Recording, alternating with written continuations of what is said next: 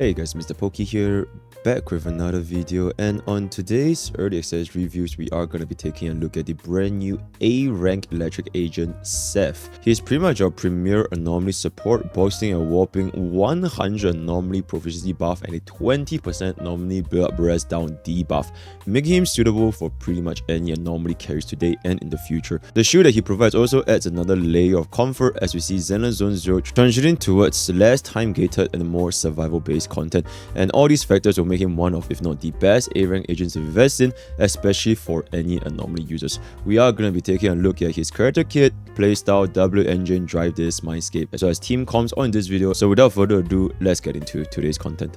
Subscribe!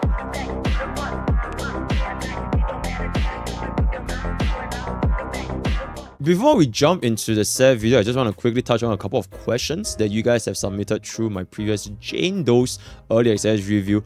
So number one, no. Physical Assault does not have two separate bars. Any anomaly units, they will contribute towards the same attribute anomaly. So you can't have like two sudden assault procs trigger back to back because it is a two separate bars, right? So Doe, if we run her with another physical unit, it will eat into the physical assault contributor. Same thing for shock, same thing for burn, same thing for everything. Which is why, in my opinion, Piper is not going to be very good if we run her with Doe. Another question that you guys have asked is why I recommend 4-piece anomaly instead of the 4-piece physical. The 4-piece anomaly set, the 4-piece freedom, it allows us to trigger assault more frequently, whereas the 4-piece physical, it allows us to deal more damage with our assault. So it really depends which one you value more. I kind of dug in a little bit as to exactly which one is better, so you can kind of see that for our anomaly build-up rate, the 4-piece physical is roughly around 8.09% lower if we were to run 4-piece anomaly. But if we were to compare damage, then the damage for the 4-piece physical is going to be roughly 11% higher than 4-piece anomaly, right? So which one is going to be worth it? It really depends on the enemies. So for example, if the enemy does not die from that single tick of assault, and then you have to trigger another assault to kill the enemy, that's when you will find the anomaly build-up more important than the physical assault. And as an example, right, if you can one-shot mobs with 4-piece physical, but you couldn't one-shot mobs with 4-piece anomaly, then 4-piece physical is definitely going to be better. But if you're going to be playing against a boss, and you are going to be killing the boss in 4 assaults, either with 4-piece physical or 4-piece anomaly, then 4-piece anomaly is going to be better because you can reach this 4-piece anomaly faster, right? So it really kind of depends on the content.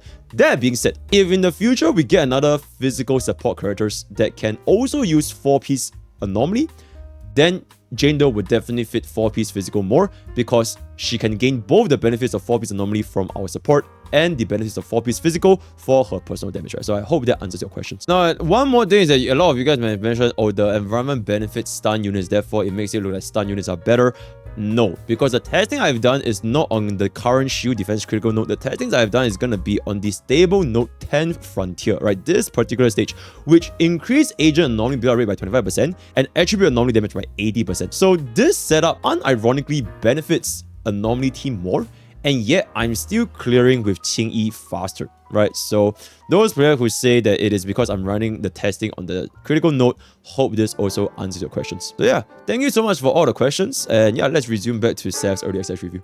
So a quick summary for Seth first is that he wants to get his shield and pass it on to the anomaly carry as soon as possible while having the durability of tanking through very powerful hits despite his slower animations. Maintaining the shield and therefore the 100 anomaly proficiency buff would be very important for his overall experience, and he also applies a 20% anomaly build-up res debuff from his enhanced heavy attack as well as chain attacks. So do remember to cast them before any major anomaly combos in order to proc our anomalies faster. And keep in mind, this is applied to any anomaly, not just physical assault, not just electric shock. Note that both the buffs and debuffs, they last 25 and 20 seconds respectively, which is a pretty long buff and debuff that can more or less allow for a almost permanent uptime on the field, right? So jumping straight into his character here, his basic attack first, lightning strike / the electrified version, 4 different hits, and you are pretty much almost never going to be using this basic attack except for the very first entrance into a battle against situations with no mobs. Now, even though you will rarely use his normal basic attack, the enhanced basic attack, which is the Lightning Strike Electrified, you can use this upon reaching 75% resolve, which is the bar you see at the top left hand corner.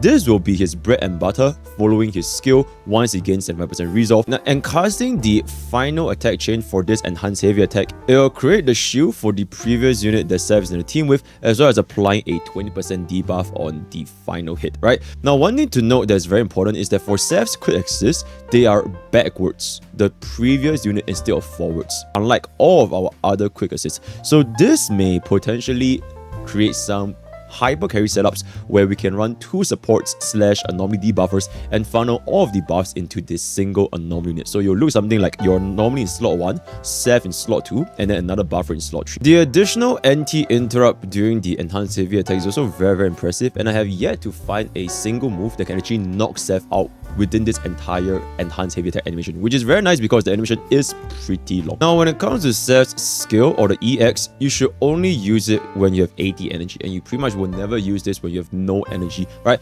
And you can chain this skill into our enhanced heavy attack for slightly faster animations, and know that every single time we use skill, we instantly gain 75 resolve, which is a threshold required to use our enhanced heavy attack.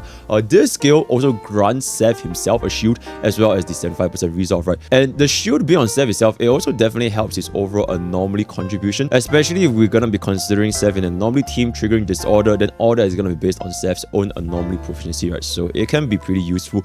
Keep in mind, it is a whopping 80 energy cost, and you cannot instantly use a skill when you enter into shield defense, right? So you do need a base attack a little bit first, or parry, or just wait in the back lines. There are 2 different variations of this skill. There's the press version and the hold version.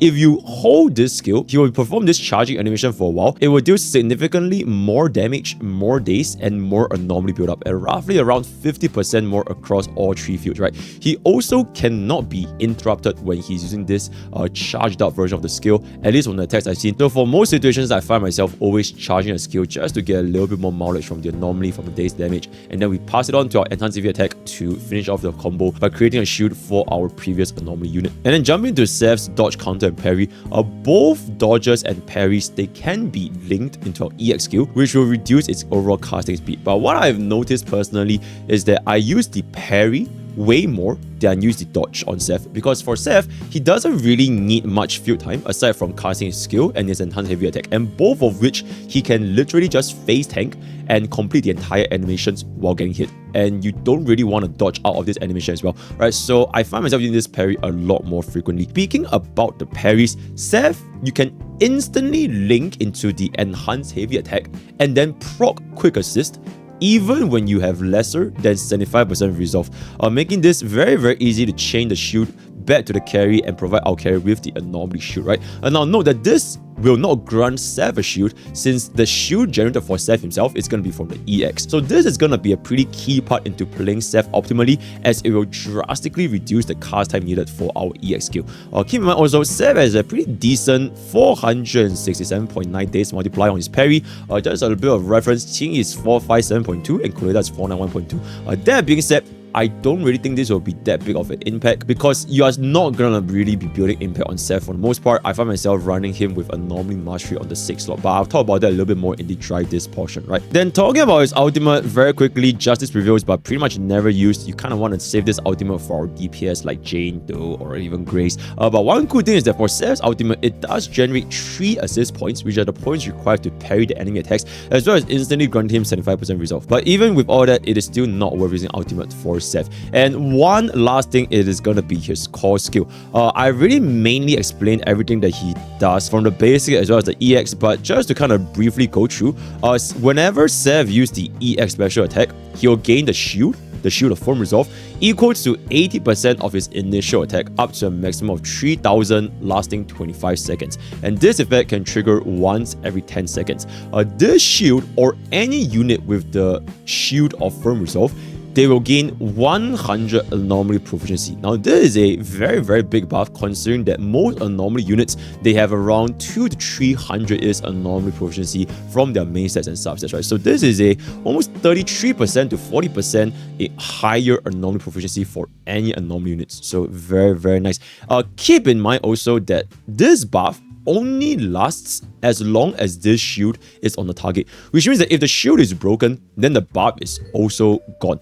Unless you get Seth's M1, which will enhance this duration for another 10 more seconds. But we'll be talking about that a little bit more in this Mindscape session, right? One last thing is going to be his additional ability, High Spirit. Trigger upon in Anomaly faction or the same squad when Seth's chain attack, Final Judgment, or finishing move during basic attack, which is the enhanced heavy attack, hits an enemy, target's anomaly build-up rest to all attributes is reduced by 20%, lasting 20 seconds. Now, this is extremely important to kind of trigger because it allows us to stack on anomaly much faster, especially if the team doesn't have daze and you really want to rely on the anomaly to proc. Then this 20% build-up rest is gonna be very important to hit, and pretty much you're not gonna be having any issues when you want to trigger this, right? Because not only you get this from the enhanced heavy attack, you also get this from the chain attacks. So most of the time you do want to try to fit in Seth within your QTE just to get this 20% debuff going.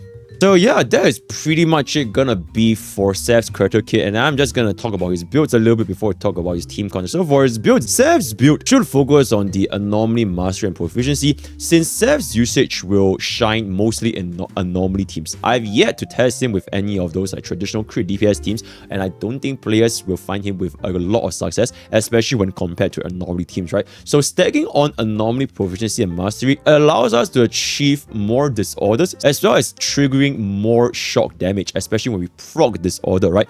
Even if we're not running disorder, if we're running him in a mono shock team, for example, like Grace and Rina, then it will also reduce the damage dilution, like I mentioned in my previous video, since the final anomaly damage is going to be taking into consideration every single teammate that contributed towards this anomaly. So building him with a focus on anomaly is going to be, in my opinion, the best way to go. Energy for Seth, from what I've tried so far, is not really a very important stat, despite the fact that he has 80 energy cost on his EXQ. The reason why is because Seth can also create this shield for our anomaly DPS via parrying or the assist function, right? So we don't really need very high uptime on the EX skill specifically, since Seth getting this shield or not is not the main focus. You kind of want to make sure that main anomaly DPS gets the shield most of the time, right? And if you were to choose an energy regeneration main stat, then you are going to be sacrificing the anomaly mastery main stat. And anomaly mastery is one of the most important factors when it comes to the anomaly team anyways, because it directly contributes to how fast you stack on anomaly. And in my opinion, mastery is just way too important to sacrifice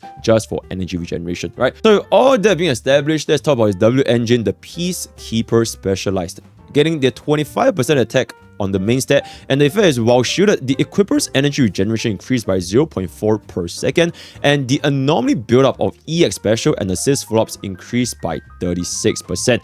So overall, this basically improves our rotation by a little bit if you want to use a skill, but it's not the main thing. The main thing is basically from the build-up of EX and assist follow-up of 36%, which can definitely help with our anomaly stacking, and that's going to be one of the most integral parts into building an anomaly team. So this is going to be very useful for both disorder teams and for mono shock teams, but more specifically for the disorder teams, because you want to make sure that your main DPS in this, for example, if you're going to be running here with Jane, you want to make sure Jane is the one staying on the field, contributing to physical assault as much as possible. So this will reduce Seth's field time if the players do not have a Grace or Qingyi to contribute towards this shock anomaly. So one awkward situation that players might face if the enemy has like very little bit of shock left and you already trigger into Jane's QTE, that means that you have to swap back into Seth just to trigger the shock and then swap back into Jane Doe again. So this is one experience that I find it was quite annoying, and getting this additional anomaly build up just to make sure we can trigger our shock more consistently,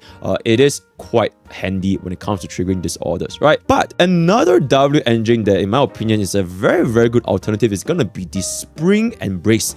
Not only does it also have a 25% attack main stat, which means it will help our shield stack on a little bit more. First of all, it reduces our damage taken by 7.5%, and when we are attacked, the equiper's energy regeneration rate increased by 10% for 12 seconds. And when we switch him off-field, so for example, if we will trigger into our quick assist for our next anomaly DPS, this buff will be transferred to the new on-field character with its duration refreshed. I have not personally felt a significant difference when I'm using this W engine, but considering that this is only at S1 rank, and when we go to S5, it's gonna be 16% energy regeneration. I think this W engine can be a very, very good alternative. Every other defense W engines, they don't really matter that much because most of them, they are either HP main stat or defense main stat, which Seth doesn't really care about. Then moving on to our drive disc, in my opinion, I will be building Seth with a 4-piece anomaly, which is the freedom set, plus either the 2-piece impact or the 2-piece energy regeneration.